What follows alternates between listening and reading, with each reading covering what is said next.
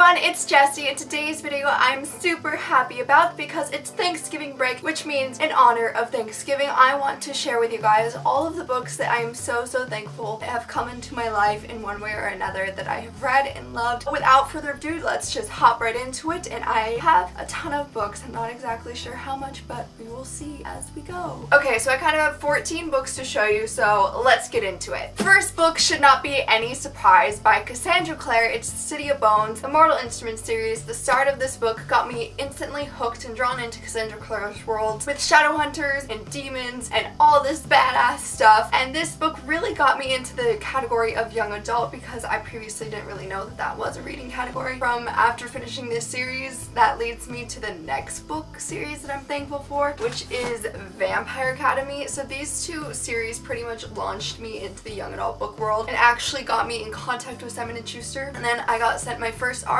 and I wrote a review on my first little itty bitty blog, and that is how I got into the book community. And these books I'm just super thankful and grateful for inspiring me to find this community and jump into it and find a passion in reading. So these are the first two books I'm so thankful for. Since Vampire Academy is obviously about vampires, give it a chance. It's actually an amazing series. I read both of these series over 6 books, literally a week each. Like, that's how amazing these series are. Next book I'm really grateful for just because I thought it was really inspiring and helpful to me and just an all-around really fun, great read, and it had an insight in the writing world, was Tales from the Back Row by Amy Odell. Amy Odell is a writer and editor for Cosmopolitan, and basically this book just goes along showing her journey into her career, which I just thought was really inspiring, and there's some funny stories in it as well, and it was just an all-around really fun and great read and really inspired me as pursuing my career as a writer, and I really enjoyed it. Now, this video obviously would not be a video if I didn't mention Harry Potter. Harry Potter has been in my life since I was a small little girl because my grandmother, who passed away when I was about 5 years old, Harry Potter was her favorite series of all time. So I have all of the series in hardcovers, original, like first edition, because she bought the set for my brothers and then they were passed down to me once my brothers moved out, and they're on my bookshelf now. So they just mean a great deal to me, and also it's Harry Potter, one of the most amazing series ever, full of magic. So I'm just incredibly thankful that J.K. Rowling wrote these books and brought so much magic into all of our lives. Next up, this isn't really one book in particular, it's just an author, as I probably mentioned a lot because she's my favorite author. Her book series, The Program, I absolutely adore, and her book, Hotel Ruby, I absolutely love. All of her books I love so much, and they just mean so much to me, and I'm so thankful that Suzanne Young is a writer and that her books are in my life, because everything I read from her is just, it's hard to explain. It's like a euphoric reading experience when I read her books. I finish them so quick. It's like her writing has such a gliding effort across the page. It's like I can't stop reading her books. So no matter what, I'm just so grateful for Suzanne Young and all of her books. I will literally read anything she writes. Next up, we have a classic tale, and that is Peter Pan by J.M. Barrie. I have so many copies. These are just 3 of them. I absolutely love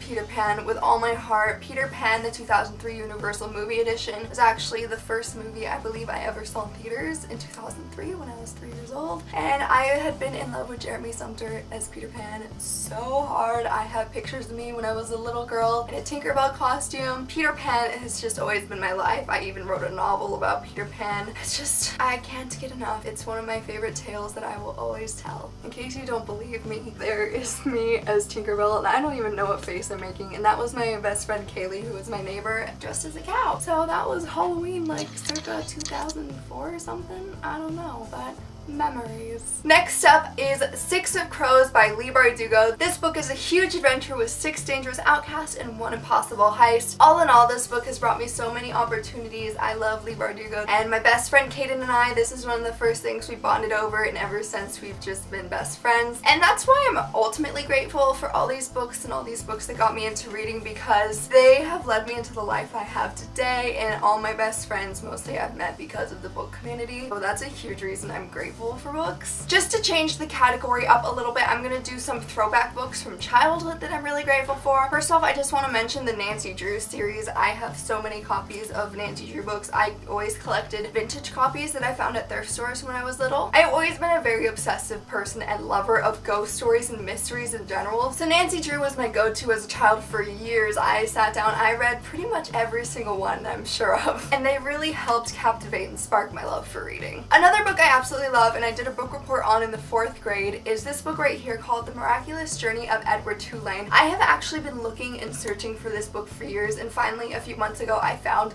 this beautiful hardcover copy in a bookstore, and my heart just swelled because I remember reading this book and going on the journey of this little rabbit doll, and I just loved it so much. It's such a cute story and I definitely recommend it even if you're a bit older. It was so cute and I really want to reread it because I just remember adoring it when I was younger. I'm so grateful for this book and all the love of reading it brought me. Next up we have a ghost story that I really loved in elementary school. I believe I picked this book out in like the 3rd grade and I got to choose it to donate to the library in my school. It's called All the Lovely Bad Ones by Mary Downinghan. I remember reading a lot of Mary Downinghan's books because she wrote a lot of ghost stories, and you can't deny how creepy and chilling that cover is. Like I said, I love ghost stories and I absolutely adored Mary's, so that is why this is a great book that I am thankful for. Next up to list a classic, one of my favorite classics is The Great Gatsby, just because it's a really thought-provoking book for me and I really love it so much, and it's always a discussion piece and most everybody has read it, so it's just a book that is a go-to to talk about, and I just absolutely love